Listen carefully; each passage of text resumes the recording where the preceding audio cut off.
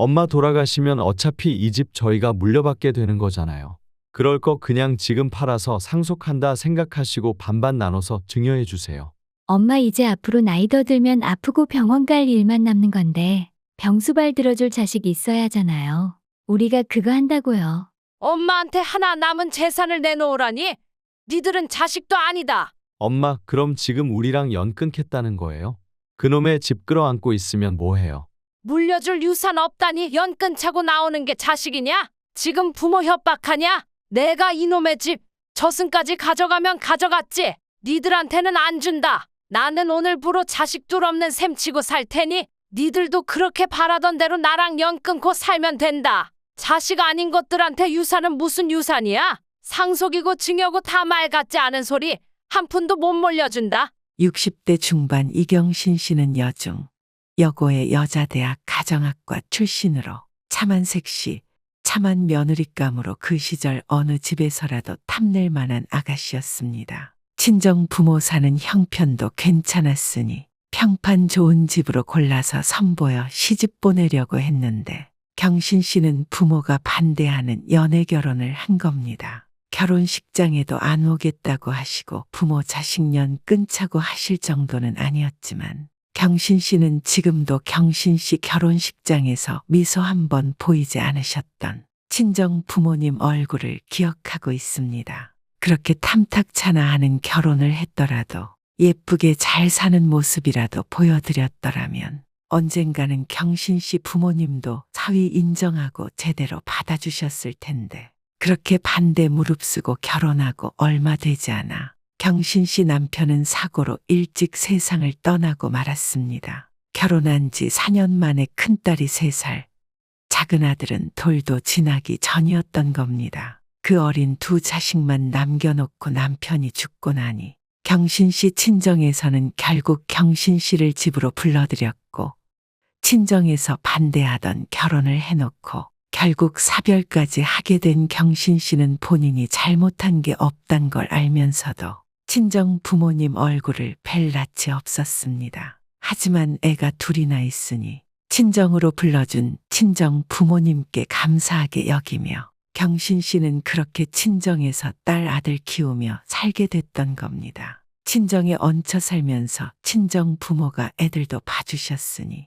경신 씨는 공무원 시험 준비를 해 사회복지공무원이 되어 지역구청에서 근무할 수 있게 됐습니다. 친정에서 도움을 받았지만 부모님 연세도 있으신데 언제까지나 친정 부모 재산 축내며 살 수도 없고 지금 받는 도움만으로도 죄송하다는 생각에 경신 씨 스스로 돈을 벌어야겠다고 생각했던 겁니다. 그렇게 공부하고 취직해 직장 다닐 수 있었던 것만 해도 친정 도움이 컸고 친정집에 얹혀 살았던 것 외에도 생활비 내겠다고 하는 것도 그 돈 보태 경신 씨 필요한 거 사라고 하셨던 친정 부모님은 외손주들 밑에 들어가는 돈도 숱하게 도와주셨습니다. 그렇게 큰딸 고등학생, 작은 아들 중학생일 때까지 친정에 쭉 얹혀 살다가 경신 씨는 방 3칸짜리 아담한 아파트 하나 사서 애 둘 데리고 분가했습니다.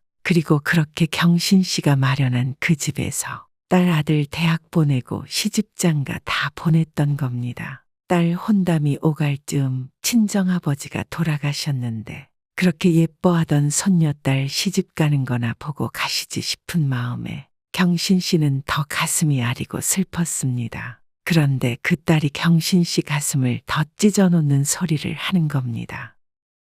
결혼식 앞두고 장례식장 가는 걸 예비시댁에서 좀 찜찜해 하시는 것 같아요. 어떡하죠?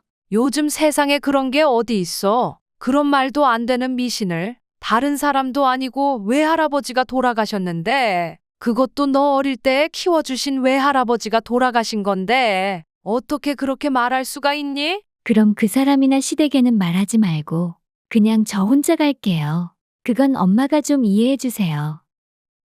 경신 씨가 서운한 내색을 하니 딸은 마지못해 저 혼자 장례식에 오긴 했는데 그것도 잠시 다녀가고 마는 겁니다. 아무리 결혼식 앞두고 장례식 가네 마네 그런 말이 있어도 이건 예비 사위는 물론이고 사돈댁들까지도 조문을 하는 게 정상인 경우라 생각했던 경신 씨는 그 서운함을 말할 길이 없었습니다. 그런데 장례식도 제대로 안 지켰던 딸이 경신 씨에게 뒷목 잡을 이야기를 하는 거였습니다. 엄마, 외할아버지 돌아가시면 엄마가 받는 유산 있지 않아요? 외할아버지 재산도 꽤 있으신 거 아니에요? 외할아버지 장례식에 제대로 앉아있지도 않더니 할아버지 유산이 궁금해? 그게 왜 궁금한데? 받아도 엄마가 받는 거지. 그게 너랑 무슨 상관이라고 궁금해하니? 사실 저희 신혼집 구하는데 돈이 조금 모자라요. 엄마가 유산 받으시면 그걸로 좀 도와주셨으면 해서요.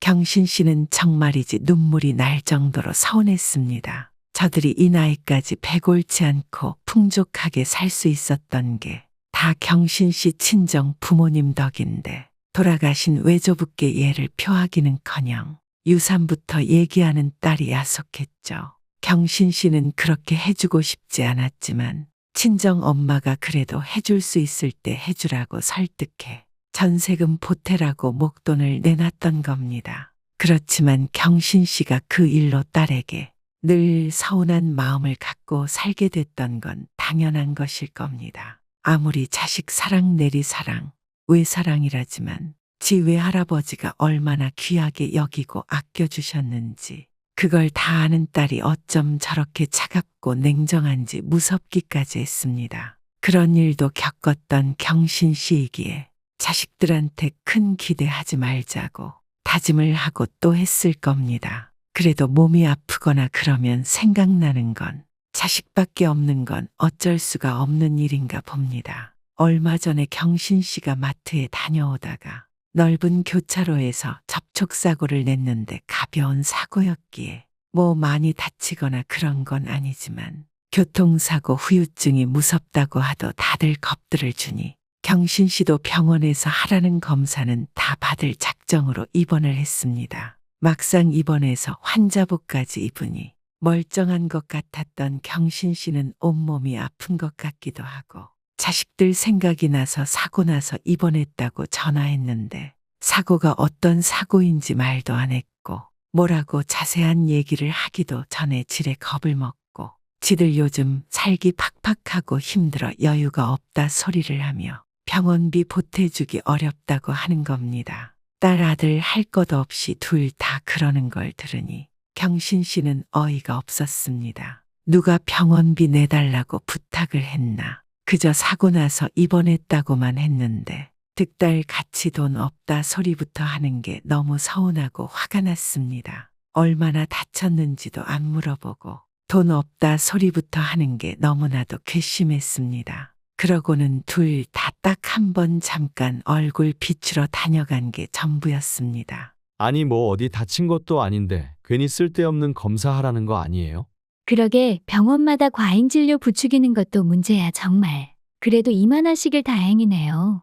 딸 아들은 경신 씨를 보러 와서도 걱정은커녕 멀쩡한데 돈만 쓰는 거 아니냐며 투덜거리더니만 그러고 다녀간 이후로는 둘 다 안부 전화 한 통이 없었습니다. 경신 씨는 멀쩡한 자식들 두고 병원에 입원도 수납도 직접 하면서 내 팔자야 혼잣말을 하기도 했습니다. 그때가 가장 서러울 줄 알았더니 택시 불러 집에 혼자 오는 길이 얼마나 서럽던지 잘 키워 공부시키고 시집장가 다 보내놨는데 이럴 때 경신 씨 챙기는 자식 하나 없다 싶은 생각에 너무 쓸쓸하고 씁쓸했습니다. 그런 와중에 돈까지 없었으면 또 얼마나 더 비참했을까 싶은데 다행히 경신 씨는 보험 들어놓은 게 있어서 보험금이 꽤 나올 거라고 합니다. 검사 여러 가지 받는다고 실제로 병원비가 많이 나오기도 했으니 말입니다. 없는 살림에도 보장 좋은 걸로 잘 드러났다 싶었고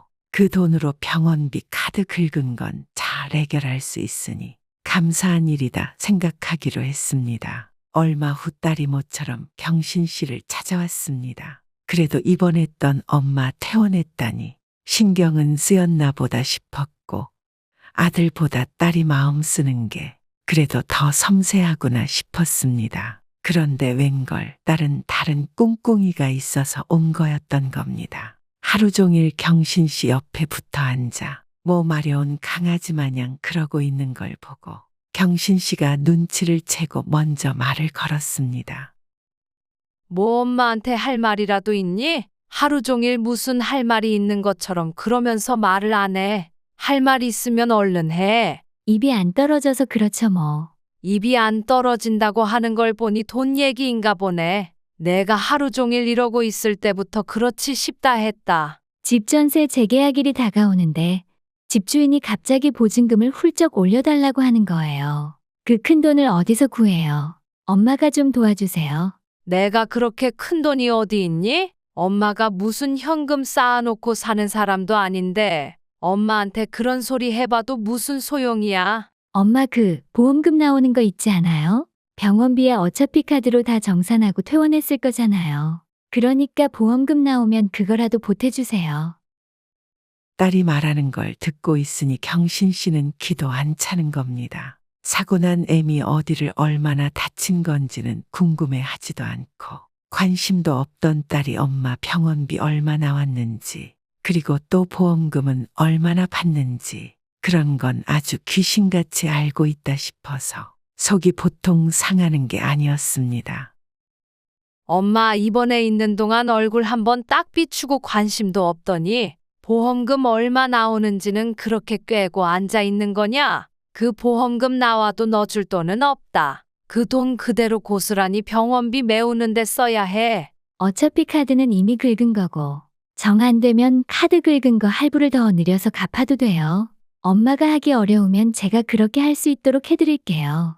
카드 값은 그렇게 갚고 보험금 나오면 그걸로 저 좀 도와주세요. 전세금 올려줄 형편이 안 되면 그 집 빼서 작은 집으로 옮기든 동네를 옮기든 니들 능력에 맞는 곳으로 이사를 가면 될 거 아니냐. 보험금은 못 주니까 그렇게 알아. 그렇게 딸을 돌려보내고 언짢은 마음으로 있었는데 아들에게 또 전화가 온 겁니다. 딸 아들 지들끼리는 제법 긴밀하게 연락을 하는 것인지 아니면 딸이 아들에게도 돈 부탁을 한 것인지 딸이 경신 씨에게 찾아와 보험금 달라고 한 걸 아들이 알고 있는 거였습니다. 그러면서 은근슬쩍 진우나 찰떡선이 없다 소리를 경신 씨 들으라고 하는 겁니다. 엄마, 내가 누나 얘기 듣고 얼마나 기가 막혔는지 몰라요. 누난 정말 양심이 있는 거야, 없는 거야. 엄마 누나가 그런 정신 나간 소리를 하면 혼을 내서 보내지 그랬어요. 형편이 그렇다는데 도와줄 수 있으면야 좋겠지만 나도 그럴 여유가 없으니 안 된다고만 했다. 딱 잘라 말했으니 저는 아마 그걸로도 서운하다 했을 거야. 내 누나가 너 붙들고 서운하다 소리하지 않든? 누나가 서운하다 소리를 어떻게 해요? 그 신혼집 전세 얻을 때도 엄마가 외할아버지한테 받은 걸로 보태준 건데요. 그걸 지가 제일 잘 알면서 또 뭘 받아갈 생각만 하는 게 제정신 아닌 거죠.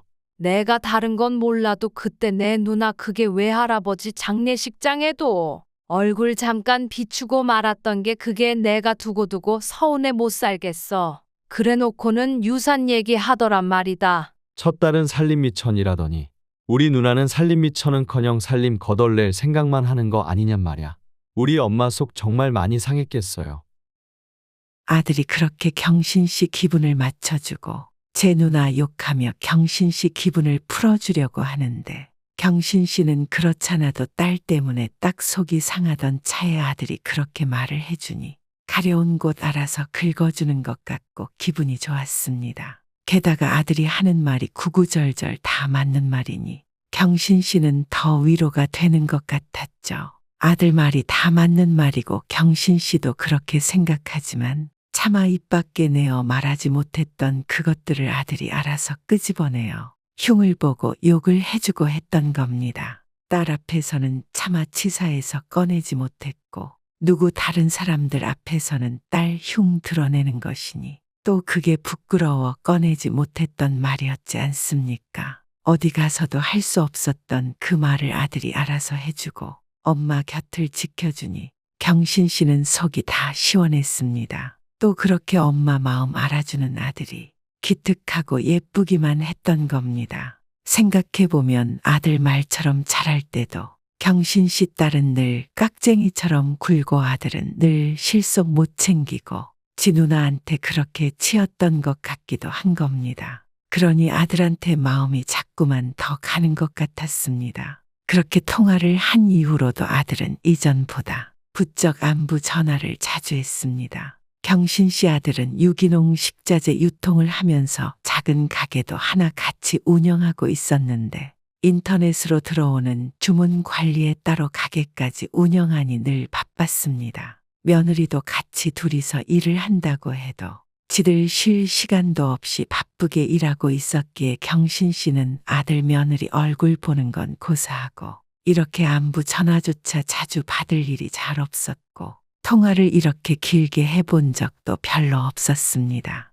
그런 아들이 경신 씨가 속상한 것을 알고 이리 자주 전화를 하며 경신 씨를 챙기니 경신 씨 생각에 아들이 바빠서 그렇지 마음 쓰는 게 다르구나 싶었던 겁니다. 그러더니 시간을 어떻게 냈는지 경신 씨 집에 더러더러 찾아와 경신 씨를 살피고 또 지가 유통하는 것들 중에 제일 좋은 것들이라며 이것저것 챙겨서 가져오기도 하고 전에 없이 영양제 같은 걸 사들고 오기도 하는 거였습니다. 또 난데없이 주말에 경치 좋은 곳으로 드라이브 갔다가 경신 씨 좋아하는 장어구이도 먹고 오자고 하질 않나 황송할 정도로 달려드는데 경신 씨는 슬슬 얘가 왜 이러나 싶은 생각이 스멀스멀 올라왔습니다. 갑자기 그러는 것이 누가 봐도 뭔가 꿍꿍이가 있는 것 같다고 생각할 수밖에 없었던 겁니다. 며칠 뒤 아들이 마음먹고 경신 씨를 찾아와 꺼낸 말은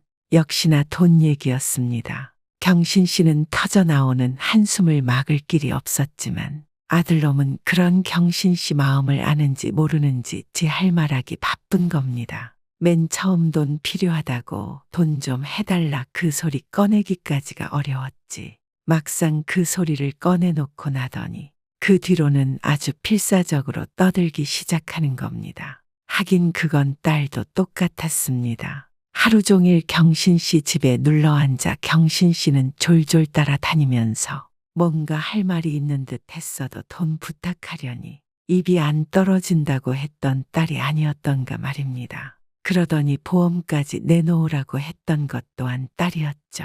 아들도 마찬가지였습니다. 그렇게 어렵게 입을 떼어 돈 얘기를 꺼내고 나더니 청산유수가 따로 없는 겁니다. 엄마, 그러니까 그냥 간단하게 말하면 가게가 어렵다는 거예요. 불경기에도 그럭저럭 유지가 된다고 해서 잘 되는 줄 알았더니 어려웠던 거니? 저도 그런 줄 알았죠. 근데 반짝 잘 되는 거였더라고요. 그래서 말인데 가게 확장하고 인테리어 싹 바꿔서 이미지 쇄신해서 새롭게 도약하고 싶어요. 그래, 뭐가 됐든 열심히 해봐. 내가 다 생각이 있어서 하겠다는 거겠지. 충분히 승산 있는 투자인데 엄마가 좀 도와주세요. 네. 이게 정말 되는 거거든요. 제가 미리 구상해 놓은 게 있는데 엄마도 한번 보실래요? 그렇게 본격적으로 매달리기 시작하는 아들을 보니어 경신 씨는 어이도 없고 할 말도 없었지만 그래도 꼭 해야 할 말은 해줘야겠죠. 그래, 다 알겠어. 내가 알아서 하는 거겠지. 그런데 내가 보태줄 돈이 없다. 아무리 부탁을 해도 돈이 없는데 어떻게 도와주겠냐? 그래서요, 엄마. 제가 생각을 좀 해봤는데 엄마 살고 있는 집을 팔아서 돈을 좀 해주셨으면 해요. 기가 찰 노릇이 아니고 뭐겠습니까? 보험금 나오는 거 노리던지 누나 흉 봐주던 아들이 이제는 경신 씨 살던 집 팔아 돈 해달라고 나오니 경신 씨는 앞이 캄캄했습니다. 땅 꺼지게 한숨을 쉬며 말했죠. 이 집 팔아 돈 해주면 나더러 어디서 살라는 거냐? 니들 집에 들어와 살자고 할 거냐? 어휴, 엄마도 참 며느리랑 어떻게 한 집에 살려고 그러세요. 그리고 제가 왜 엄마를 모셔요? 그건 아니죠. 저희 집은 저랑 제 와이프가 은행 대출 갚아가며 사는 집인데요. 그럼 나더러 살던 집 팔아 니들 돈 해주고 길바닥에 나 앉으라 소리냐? 너 지금 그게 엄마한테 할 소리야? 그게 말이 된다고 생각하니? 엄마가 왜 길바닥에 나 앉아요? 엄마 장녀, 누나 있잖아요. 누나 그 집은 엄마가 돈까지 해준 집인데 엄마가 거기 들어가서 사실 자격이 있는 거 아니겠어요? 당연히 누나가 모셔야죠. 유구무원이 이럴 때 쓰는 말인 겁니다. 집 팔아 돈 해주고 나면 니들 집에 들어와 살자고 할 셈이냐 했을 때 펄쩍 뛰던 경신 씨 아들은 경신 씨에게 딸네 집에 들어가 살면 되지 않냐 소리를 하면서도 저렇게 당당하고 뻔뻔한 겁니다. 저런 놈을 두고 세상을 다 가진 것처럼 행복했던 게 생각나서 경신 씨는 더 마음이 좋지 않습니다. 그게 다 경신 씨 돈 바라고 했던 짓이었는데 경신 씨는 그런 아들을 두고 아들밖에 없다고, 아들 참 잘 뒀다, 든든하다, 더 바랄 것이 없다고 생각했던 겁니다. 경신 씨를 우롱한 아들놈도 괘씸하고 그런 아들놈 얕은 수에 노란한 자신도 부끄럽기 짝이 없습니다. 너희 누나 집 들어가서 살라고 하는 말을 너희 집 들어와 살자고 하는 말처럼 하는구나. 내 집도 아니고 너희 누나 집에 들어가라는 말을 어떻게 그렇게 자신 있게 하니? 왜 못해요? 누나는 그 집 들어갈 때 엄마 돈 지원 팍팍 받았던 거고 난 아니잖아요. 그러니까 제가 또 이렇게 엄마한테 돈 부탁도 할 수 있는 거고 말이에요. 참, 자식이라고 둘 있는 게 하나 같이 생각하는 게 저 모양이다 싶어 경신 씨는 본인 신세 처량한 걸 떠나 분명히 해두고 싶은 생각이 들어 다음날 딸을 집으로 불렀습니다. 딸은 영 마뜩찮은 표정으로 들어오더니 자리에 앉자마자 불평불만부터 늘어놓는 거였습니다. 보험금 받은 거 좀 도와달라고 그렇게 사정을 해도 딱 잘라 안 된다고 하며 내쫓더니 어쩐 일로 엄마가 날 다 불렀어요? 그렇게 한껏 불편한 티를 팍팍 내며 앉는 경신 씨는 딸 그 꼴도 딱 보기 싫어 목구멍까지 올라오는 말들이 많았지만 꾹꾹 참고 일단 경신 씨가 하려던 말들을 했습니다. 내 동생이랑 혹시 통화라고 한 거 없니? 아무 말 안 해? 아니요, 통화 안 했어요. 엄마한테 보험금 부탁했다가 보기 좋게 거절당하고 그걸로 내가 걔한테 하소연 좀 했는데 그러고는 통화 안 했죠. 왜요? 걔한테 무슨 일 있어요? 내가 지금 사는 집 팔아서 지들 가게 공사하는데 보태달라고 하더라. 그러고 나면 내가 내들 집에서 살게 할 수 있겠니? 뭐라고요? 엄마 지금 나더러 엄마 모실 수 있냐고 묻는 거야? 엄마 진짜 어떻게 나한테 이럴 수가 있어요? 집 팔아 생긴 돈은 그 자식을 주고 나더러 엄마 모시라는 거야? 진짜 이게 무슨 말 같지도 않은 소리예요? 이런 경우가 어디 있어요? 이게 그렇게까지 난리를 치며 펄쩍 뛸 일이니? 내가 그러겠다고 하는 것도 아니고 그럴 수 있냐고 물어보는 거 아냐? 그럴 마음이 없으면 그런 걸 왜 물어요? 진짜 기가 막혀서 전세금 몰려달라고 해서 쫓겨날 판이라고 도와달라고 했던 거 잊었어요? 그런 내가 엄마를 어떻게 모시고 살아요? 말도 안 되는 소리 아니에요? 길바닥에 나 앉는 것도 아니고 집이야. 옮겨 앉으면 되는 거 아니냐? 그 자식이 그래? 엄마 나더러 모시라고? 왜? 엄마가 나 그 집 얻을 때 돈 보태준 걸로 생색이라도 내래요? 그 자식이 엄마한테 그렇게 말하면 된다 했어요? 말이야 바른 말이지. 내가 너 지금 사는 그 집 전세금 만들어준 건 사실 아니냐? 그러니 엄마가 그 집에 들어가서 살아도 되겠는지 정도는 물어봐도 되지 뭘 그래. 엄마 살던 집을 팔 거면 그 돈으로 나를 도와줘야죠? 그 돈 놔주면 큰 집으로 이사하고 엄마 방 한 칸 내드리고 모시고 살게요. 딸이 그렇게 말하고 나오니 경신 씨는 온갖 소리가 다 올라왔습니다. 경신 씨는 자식들 키울 때 그런 마음으로 키우지 않았습니다. 경신 씨는 자식들 키우면서 니들이 어떻게 하면 공부시켜주겠다. 뭘 어떻게 하면 대학 보내주겠다. 그렇게 조건 달아 뒷바라지 했던 적이 한 번도 없었습니다. 경신 씨가 그런 식으로 자식들한테 조건 달아 어쩌겠다는 걸 가르친 적이 없는데 집 한 돈 져주면 엄마 모시겠다고 조건 달아 말하는 딸에게 화가 나서 소리를 버럭 지르며 말했습니다. 나도 앞으로는 너희들 그냥 도와주는 일 없을 거다. 나도 조건 달아서 내 입속 챙길 거야.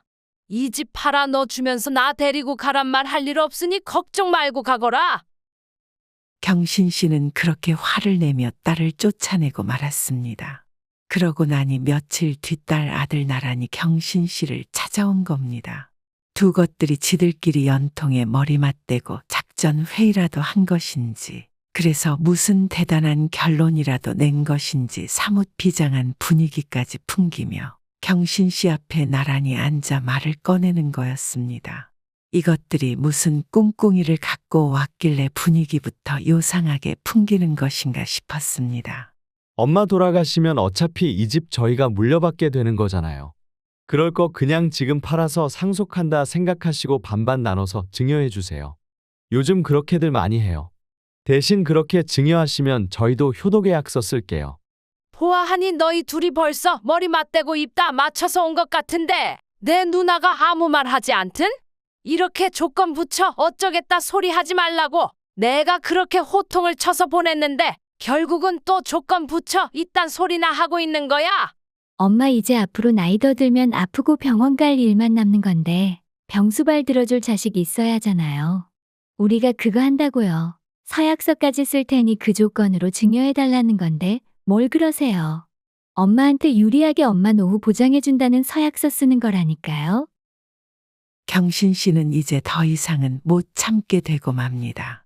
멀쩡히 살아있는 애미한테 찾아와 무슨 맡겨놓은 돈 찾는 것처럼 사는 집을 팔아 증여를 하라 소리를 하고 있는 딸 아들을 보니 경신 씨는 더 이상 그것들이 자식으로 보이지도 않는 겁니다.